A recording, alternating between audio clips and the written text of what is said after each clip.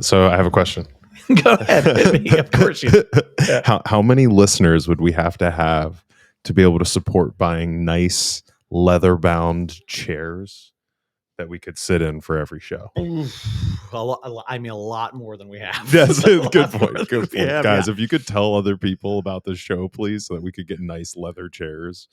For those of you that aren't watching, oh my gosh, this is a luxury. I mean, we are really just chilling right This now. is it's Friday. It's Friday. We just finished an awesome full day retreat with an amazing contractor client. But you know what? I think we should give him a shout out.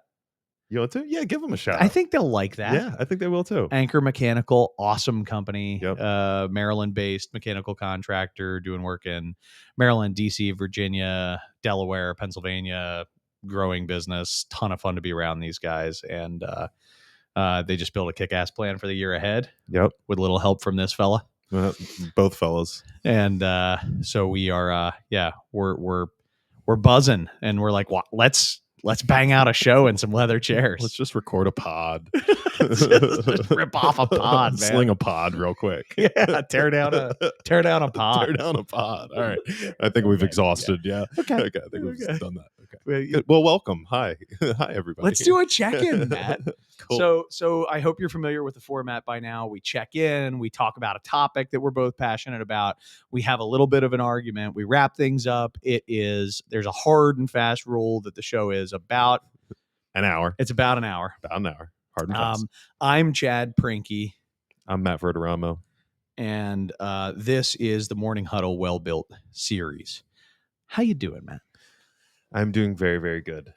It always feels good. We've talked about this plenty of times before privately, but it always feels good to set out to do a thing and then do a thing. Oh, and there's obviously a lot of planning that goes into even just holding a retreat like this. Totally. And a lot of checkpoints in between, the first time you're talking about agenda to actually running it the day of, and so to be on the other side of doing it just feels really good. It does. It is like after a really good workout or something like that, where you're like, you know, I did it, and it feels really good. And I've never, but unless it was crappy. Yeah. Well, yeah. And then you're walking away like, oh no. I did such a bad job facilitating. Yes. Thankfully that doesn't happen often. But for me this week, Matt, this is my third retreat. This week? Whoa. Yeah. There's one on Tuesday. We'll count Wednesday. And so you're 2 for the week. I'm 3 for the week. Yeah. I've got another 2 to next week. Yeah. Wow. It's retreat season, baby. Yeah. I love it. It's fall. We're looking at next year. This year's pretty clear in focus. We know what it's gonna. We essentially know how it's gonna shake out. Yep. And we're able to put our energy into thinking about next year in a good way. Look, I mean, you can do a retreat any time of year, but this is a great time of year to do it. That's my check-in. Is retreat season's tough. I don't see my family a lot during the week. I travel a lot during it. It's tiring on the body and on the mind, but it is so rewarding, and it sets up all the good stuff for the year ahead. Yeah, you're so right. And then you get into the next year and into next year's retreat, and you review all the stuff that you did in the past year, and you're like, oh my gosh. And with our clients, we'll be with like for years and years and years, and we watch this whole thing kind of unfold. This is your first time circling back. Yes. Right? Yes. It is so such a wonderful feeling. You're going to get to enjoy that all fall and winter long as we go back to all these people that we did the annual planning session with last year. And you get to go in and watch them realize that they did the dang thing. Yeah. So cool. And that they're like, they have a lot to be proud of. And you kind of sit there, you're like, yeah, I've been really proud of you the whole time. Yeah. So true. So true. Well, I'm excited then. I didn't realize this was a recurring feeling. I mean, unless you have to give them hell and be like, you didn't do anything. Yeah, I know. But this won't be the first time they've heard that. Yeah. Right. And really, I mean, if they have been struggling to get things done throughout, that's been the focal point of the discussion. And they know it. So it's the retreat is even in those cases where, because it happens, man. Not there are years where companies don't get the opportunity to really like spend as much time working on the business as they would like. Right. Right. There are years that a key person quit, a key Yep. client left. You know what I mean? Like Market conditions. yeah, market conditions. Totally. They lost a big job that was like supposed to take most of their year, got pushed. Yeah. Yep. And they're in scramble mode, and what started off last year with like, this year we're going to nail down our SOPs turned into like, this year we're going to survive. Yes. And we become coaches for survival in that circumstance, as opposed to working on the business. They know that and it's okay. Like there are times when it is, as I often joke, like it's very difficult to think about remodeling your bedroom when there's a fire in the kitchen. Well, it's such a good point. How do you balance that as a third party consultant, but even as a business owner? How do you balance that fire, putting out the fire versus wanting to install the facade, the pretty facade on the building? You have to stay very focused on the idea that your first priority is always the current health of the business.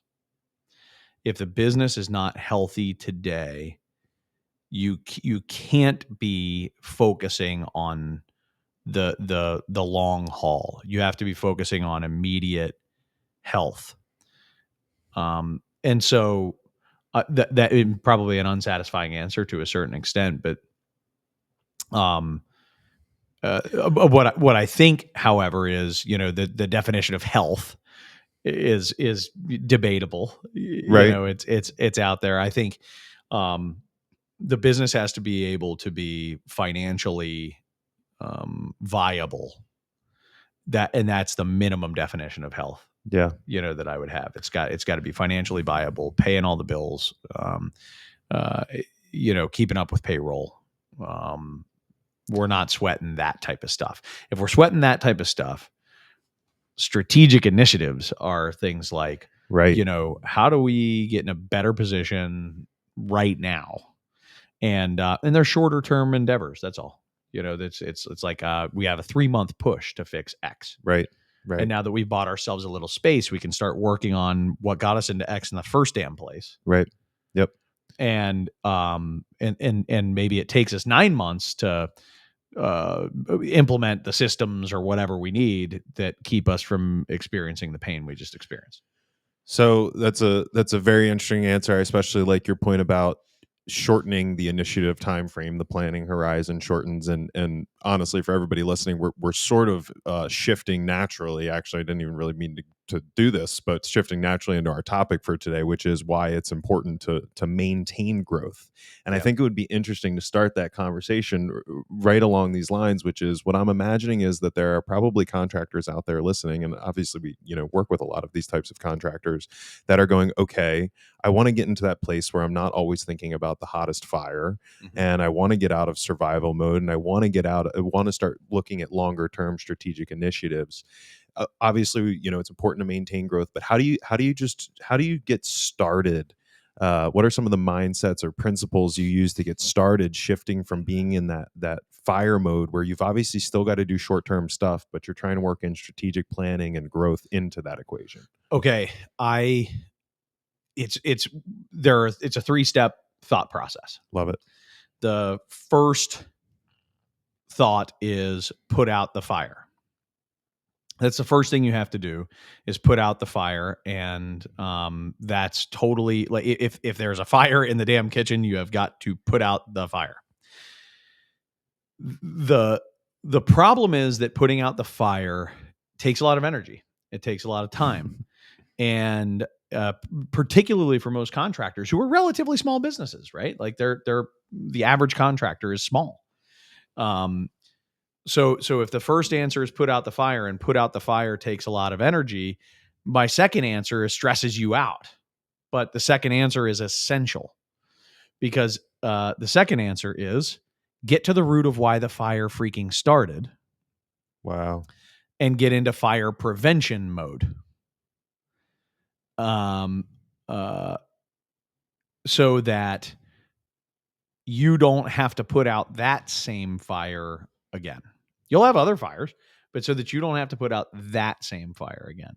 And I think what happens is, Matt, like, I'm going. There's a fire. Now I'm doubling down. I'm working extra hours. I'm dealing with the fire. It's super stressful. That is a painful experience. And once I put out that damn fire, I'm like, I need a break. Right. Do you know what I mean? Right. But like, Yes. I want you to imagine in my theoretical scenario, right, that the fire in your kitchen is actually caused by an electrical problem in the basement. Right. But you're so focused on putting out the fire in the kitchen, you're running back and forth with buckets, and you finally get the fire put out in the kitchen. You're like, I need to lie down. Right. Right. And you do need to lie. I get it. Like, it's totally understandable. You should lie down, right? Oh shit, the fire's back, right? And now you're back up and you're dealing with it. Now you're in that cycle, and now you're just getting like enough rest just to put out the next fire. Right. And that's what these businesses go through. That's what the business owners go through. It's what the project managers go through, and I could name everybody on the list. But so number one is put out the fire. Number two is fire prevention, and you really do have to have the discipline to find the extra energy, to make the extra time, to say, Yep. God damn it, I'm going to do what it takes to get to the root cause here. We're lacking training. We don't have the right person in the right seat. We got to fire this person. We've got to recruit and replace. Our technology is, we have a huge gap in our technology, and it's causing this, communication breakdown. It's, I could keep going, but you get what I'm saying. Yep. Whatever the root cause is, and resolve that thing, because if you don't resolve the thing, the fire will start again, and you'll be putting out the same fire and over again. And we've already illustrated that that's a negative cycle. Once you've done 1 and 2, you actually can get yourself to a place where you can dream big, So, and I think, just to be clear, you don't have to have no fires going on at all in your business Right. to dream big. But those fires, that kind of gets back to what I was saying before. It's like, those fires can't be threatening your very viability Yeah. as a business. Yes. You know what I mean? Yes. Yep. And be otherwise, it's like, it's stupid. What are we even talking about? Right. If you desperately need work, and that's the only freaking thing that will get you through to the next thing, Right. and we're talking about what we're going to do for leadership training, Right. Right. It's a Improving the painful employee feeling. evaluation process. Exactly. Yeah. Right. Exactly. We don't have work. And for I've next month. had those retreats, right? Where the retreat is really like, hey, this is actually going to be a full day planning session about where the hell we're going to get work. Yep. In the next 3 to 6 months, Yep. so that we can remain financially viable and set ourselves up so that we can actually talk about fun shit. Yeah. Yeah. And I think that all makes total sense. I love the 3 steps: put out the hot fire, fire prevention, and dream big. I think that there's like there's a discipline that has to go into going and doing fire prevention. I think Totally. It's boring. Yeah. Yeah. Yeah, and it's not urgent, because the fire is urgent, and fire prevention is like, it probably won't start again. Right. Right. It probably won't start. We're probably fine. Right. I think you're right. Yeah. So I think discipline there comes to mind, and then like a competency to get to the root cause also seems like a very important thing there. Yeah. But one of the things I think is super important about both of those things is that they lend into making you very good at maintaining growth, or at building a strategic plan, or maintaining the discipline to be a long-term thinking company. Totally. And you sort of learn some of those skills and competencies just by saying, I'm done putting out the fire. Dude, is that a fair way to put it? An excellent way of putting it. And the successes of fire prevention build confidence, and they create this sense of, we're making it. And it enables you to start believing in dreaming big, because that is one of the saddest things. It's a human experience. I'm sure it's not just a construction company thing, but I don't know. Right. I just experience a lot of construction companies. Yeah. But it's very sad when the company has forgotten how to imagine a bright future. Right. Right. There's something that you have said to me before that I find myself saying a lot now that I'll share because I hope it helps people out there too, which is when I've done something that led to a success, you'll go, or even a failure actually. Yeah. Now that I say that, you'll say to me, I am so glad that you can share that story and that you had that experience. And so now when I am going into a contractor, I'm saying, hey, this is how you run a really awesome sales meeting. Interview them. Don't, whatever, right? And then they come back and they go, hey, that worked. Yeah. I go, cool, that's awesome. And now you have a story you can tell the rest of your team that this really does lead to that. This works. X then Y then Z does truly happen. And yeah, so I just love that point that you made. And for anybody out there, like being able to find those wins is so important to get momentum towards that growth, so that you can keep sharing those stories with your people and demonstrating that, like, no, this is really working. Agreed. Yeah. And So and back to growth. yeah, right, exactly. So maybe we should go there. So why is it important to maintain growth, Chad? Now that you've gotten to this baseline level, that you're getting into the strategic planning idea, and maybe you've been growing, but you haven't been doing that, but you're trying to make all of this happen at once. Why is it so important to maintain that growth as you move forward? Well, I'm gonna speak to the very, very practical and literal sense of growth in the form of revenue growth eventually. But before I do that, This is a great, yeah. I'll have a little side road where I just say, like, you know, there's all, like, would you consider it to be growth if a company who had deep trouble creating happy customers was starting to get a lot of positive customer feedback? Is that growth? Oh man, what a great point. And yes, absolutely, I would. Right. So what I like, if even if you're sitting there watching or listening right now and you're thinking, like, the last thing my company needs is growth in the revenue sense, I'm gonna argue against that in a minute too. But I'll at the very least, will you give me growth in the form of continual improvement? Right. Can you at least give me that? Right. Can you agree that that it is just, it's goddamn un-American not to try to get better every day. Do you know what I mean? Don't make this about being American. Now pisses me off, right? As an American, the idea of not being better tomorrow than I was today just doesn't jive. Like, it's about progress. It's about, there's something about that in our value system Interesting. that, like, when people are like, no, no, no, tomorrow I'm okay, just being exactly the same as I was today, like, that just doesn't feel right. Doesn't sit right with me. And that's not just my personality. That is a cultural thing here. Yeah, it's true. So anyway, so your point, and you're agreeing, like, you'll grant that that growth can come in lots of different forms, Absolutely. and that's important. Absolutely. People want to feel like they're a part of a winning team. If you don't continually make positive progress, Yeah. great people will leave, Yep. because the best people don't want to be surrounded. They don't want to be on a sinking ship. And if what you'll have are a whole bunch of people who don't mind being on sinking ships, Yeah. which is a really weird vibe. Like, we're Wow. going down. Yeah, we are. Yeah. Yeah. Right. It's Right. cool. Yeah. Right. That's a weird vibe, and it's a recipe for failure. So now I'm going to talk about revenue growth, because you need that too.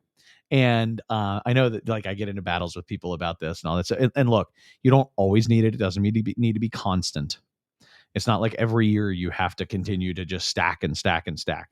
But the same essentially holds true, Matt, is that you're not going to keep awesome people if you don't have awesome opportunities for those people. Plain and simple. Yep. So like, what do you mean by awesome opportunity? Like how does that fit in here? Build the cool thing, build the next bigger thing, career progress, Yep. personal financial growth, Yep. rewards and challenges. If they, I can't tell you how many people I hear when they talk about why they work for a certain company with pride, is like, I believe in your vision. I'm actually, honestly, I'll say it, I'm very proud to hear that from our team. Right. I feel like our people, we are doing a thing that the whole reason people join us is like, because they're bought into where we're going. It's an exciting Absolutely. place. Right. Absolutely. And so you can see yourself in our future org chart, and you can see, you know what I mean? Like, you can picture you. And great people need that. Yeah. Because they know they're great. Like, Yeah. in their core, they know they're great. Yeah. And so that's why you need to grow, because you have to be creating opportunities for great people. And if you don't, you won't have great people. And if you don't have great people, well, then, you probably shouldn't be in business. Yeah. Yeah. That's all so great. And I really appreciate that you made the point about having developmental growth without revenue growth and Yeah. how that qualifies.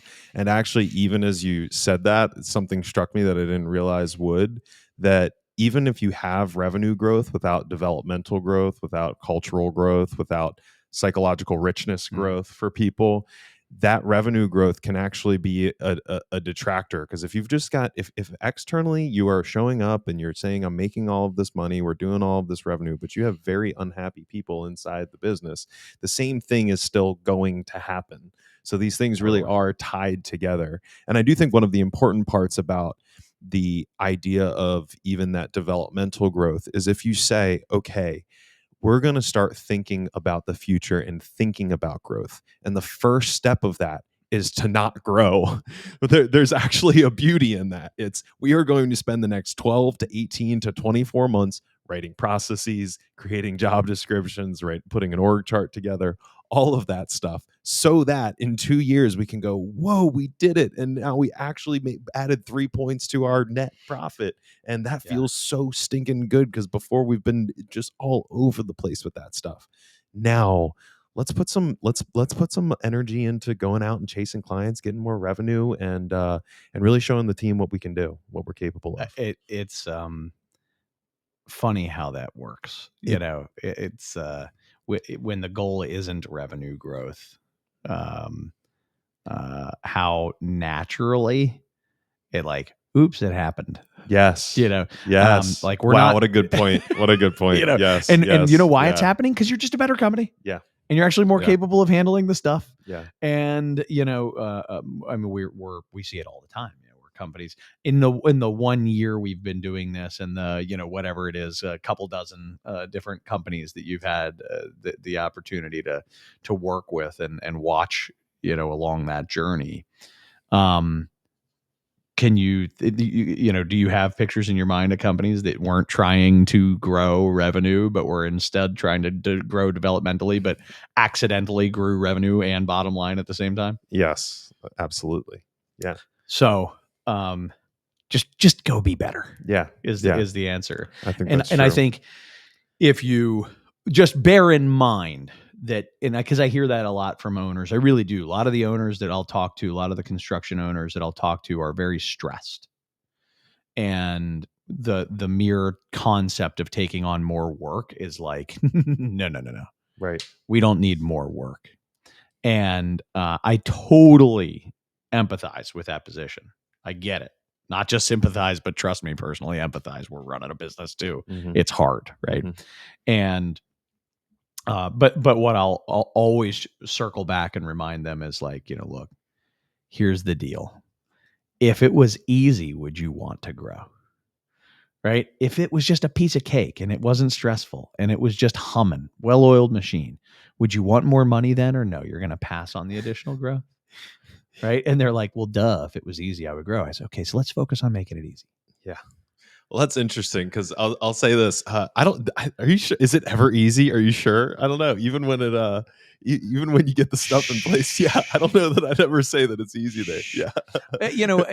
Here's the thing. Clear, maybe. Easy. Yeah. What does easy is- mean? That's exactly right. To me, here's what I mean by easy. Cool. Love this. Fun. Cool. Yeah. Hey, we're gonna go do a thing. Let's go do a thing. Oh my God, we're doing the thing. Whoa, it's working. I can't believe it's happening. Oh my gosh, we did it. Right. It is always What's the next thing we're gonna go do? Right. That's right. It's always hard work. but there's good stress and bad stress. Oh man, what a good point. All right, fine. It is easy. Don't listen to me. Listen to Chad. Make sense? Yeah, makes sense. So that's the definition of easy. It's The easy definition to of say, easy. let's keep growing. Yeah. Right. So, but let's not focus on growing. Let's focus on making it easy. Yeah. If we focus on making it easy, growth will naturally come. And then Ugh. when you're ready for it, Mr. or Mrs. Owner, when you're ready for it, we're going to sit down and we're going to build out a financial future that gets you really freaking excited. Yeah. Wow. That's great. I love that. And I want to toss this in there. I imagine there's got to be at least one person that is like yelling at their car right now, yelling at their car speakers that are like, yeah, but revenue growth without profitability growth. You got to talk about profitability growth. I'll just say that, as Chad just defined easy, when we talk about growth, just so you guys all know, anytime ever, we are talking about profitable growth, because we would never recommend, and any company that's going through that same thing, to do $30 million this year and make $2 million off of it, and to do 40 million next year and to make 2 million off of it, or $1.5 million off of it, is not a sustainable future, and why you chase growth. You got to get other stuff in place first before you go do that stuff. So just keep that in mind if you're. I concur. Yeah. And I will also say, you have to be a realist and recognize that growth does cost money. Yep. You are going to add resources. You're going to spend on marketing. You're going to invest in technology. You're going, right? And as you do that, it may be, Matt, that you do have a $10 million increase in revenue and you don't increase the bottom line at all. But the reason you didn't increase the bottom line at all is that you made investments that enabled that additional revenue growth. And next year, that 40 is going to grow to 60, and you won't have to add additional costs to do it. And so now you're at 60 million, and you're having a $6 million net, or a $12 million net. Yep. Because whatever, right? Because of those investments. And so I just want to stress the point that it is not give a dollar, get 10, give a dollar, get 10, like that isn't the way it works. It does take time for these things to pay off. And one of the biggest reasons not to go for growth in the mindset of a lot of owners is like, I need to make as much money as I can every year, and I need my money out of this business. And like, I get it. That's very tempting. Yes. Here's the problem, is that people are going to quit. Right? People, and you're going to be on some sort of repeat cycle that you're going to be repeating the same efforts that you had last year, next year, and over again. Yep. All right, let's have an argument, Matt. Cool. Let's get into our XVY for today, which is should we, as we're building out this vision, should we share our future org chart with our staff? So when we're talking about the org chart, by the way, talking about structurally how we're set up, talking about positions, talking about putting names on those positions and who works in those spots. And I'll tell you what, in the world that we're living in, and the ease of getting information, the next generation wants to understand who they report to. They want clear job responsibilities. They want a clear understanding of where they're going to go in their own career. And so I'm an overwhelming yes that we should be sharing not just the current version of the org chart with our team, but also future versions of the org chart with the team. And that could be 1 year, that could be 3 year, it could be 5 year, heck, it could be 10 year in the future, that you're actually showing people that this is what we expect to look like at that point. And here are some opportunities that are going to be available because of the growth that we're projecting, and the positions that we'll have as a result. So I'll toss it back to you. I mean, do you see any flaw in that? Is there anything wrong with creating an org, with showing the team where they're trying to get to? This is a terrible XVY because I can't win. I don't. Yeah, thanks for letting me go first. Yeah. Boo. Yeah. I agree with everything you're saying. I do, however, I'll poke one hole, and I'll say that when it comes to the future org chart, Matt, I don't include the names.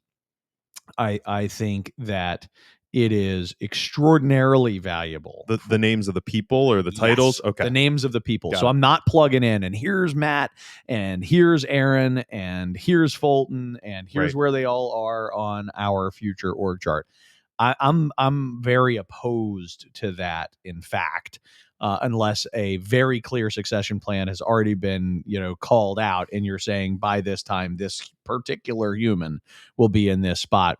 But I think, along the lines of like, what that future generation wants, they also want to be able to envision themselves on that org chart in the place that inspires them.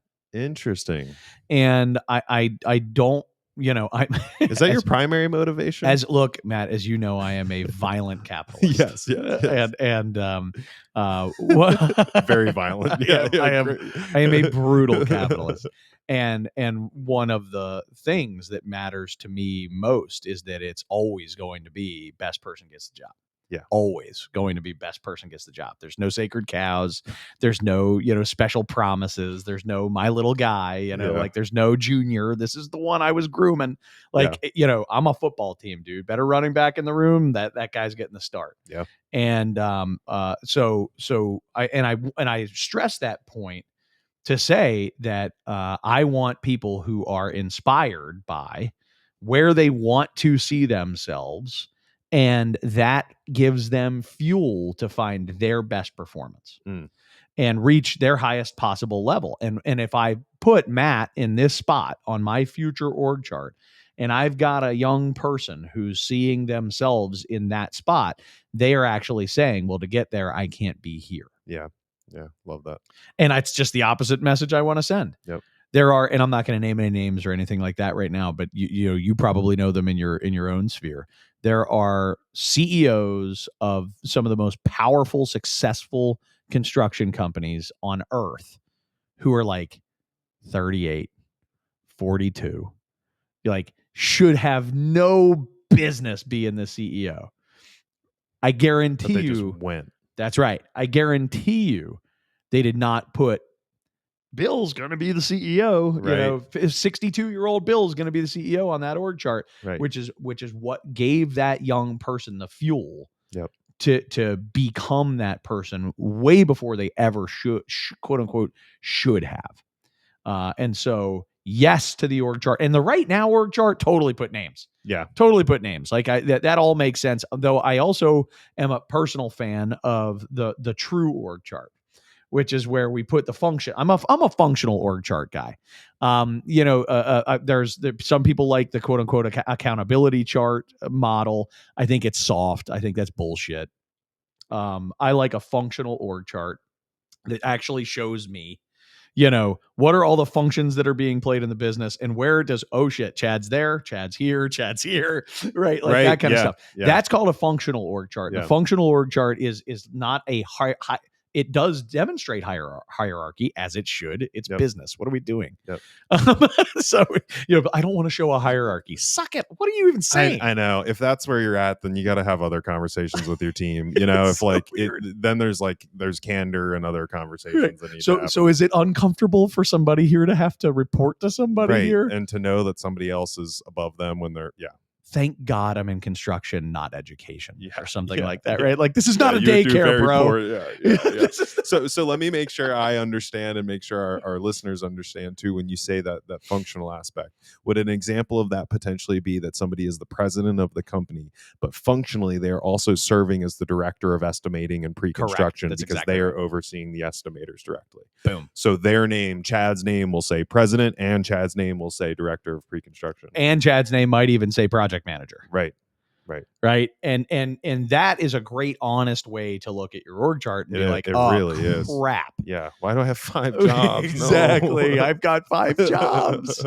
And so one of the nice things to do, one of the things we would encourage you to do is to lay out essentially every function that has to take place in your business, from estimating to business development to project management, field supervision, all these functions in your business, and then truly be honest about where every person falls on that org chart. That is a great today org chart. Yep. Right. And then as you build out your future org chart, you can identify that this is going to be one person playing this role, and this person is not going to have other hats. Yeah. Yep. And so on. But again, let's not name the person. It would be my contention. Yeah. No, I think, and you've got me convinced there for sure. I think it's super important for people to know that they have to continue to demonstrate fitness for the role to get there. And yeah, and so it just makes sense. And so much changes, life circumstances change, and all of that, and you never know where people are going to ebb and flow in their own personal motivation and all that stuff. And so putting it out there in front of them, but also keeping some information of like, where do you want to get to and how are you going to get there, I think That's right. is a good way to think about it. And there's I'll admit that so again, in my capitalist worldview, I'm a big fan of the meritocracy, and I'll admit that the meritocracy environment can create this sense that, like, if you don't want the top job, then you must be a loser. I want all the competition without the negativity, because I think it's totally cool for people to point at a spot on it and say, that's the one I want. I actually don't want another thing. Like, I love that. Yeah. So I hope that the audience doesn't hear me as judgmental on anybody that doesn't want to become the CEO. Very few people should be the CEO. It's actually not an awesome job. It's a very, very hard job. And most people aren't suited for Maybe we it. should go back to the check-in. How are you, CEO Chad? Is everything okay? Okay. Sorry. No, it's fine. But I have 5 jobs. Yes, you do. Jobs. You literally do. And we're remedying that situation every day, Trying. one day at a time. But yeah, that's where I'd stand on it, man. I think if companies, and the reason that I brought all that up was to say, to your point, like, things are very fluid, and there's absolutely nothing wrong with the idea that, like, hey, the person who was the vice president of estimating when he was 54, well, now he's 58. Somebody else is a better fit for that role. I don't have to wait until this person retires to move this other person into that role. It's okay for me to say to the person and say, like, hey, time to be a senior estimator. That's where you play in our scheme. It's exactly like a longtime quarterback becoming a backup. Yeah. Like, it's okay. Yeah, I know. There's nothing wrong with that. Yeah. And how often you actually see that play out in the corporate environment. How hard is that on somebody's ego?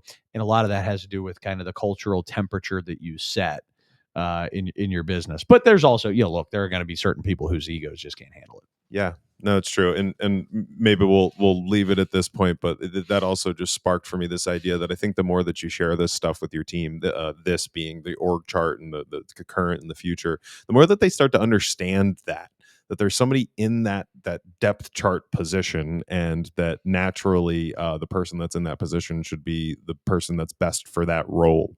And the more exposure you give them to these business planning tools, the more that they're going to understand and be able to utilize them too. So that's just another reason to do it. That's right. And as you know, I've actually already called out the day and time in my ideal world where somebody else is the CEO and it ain't me.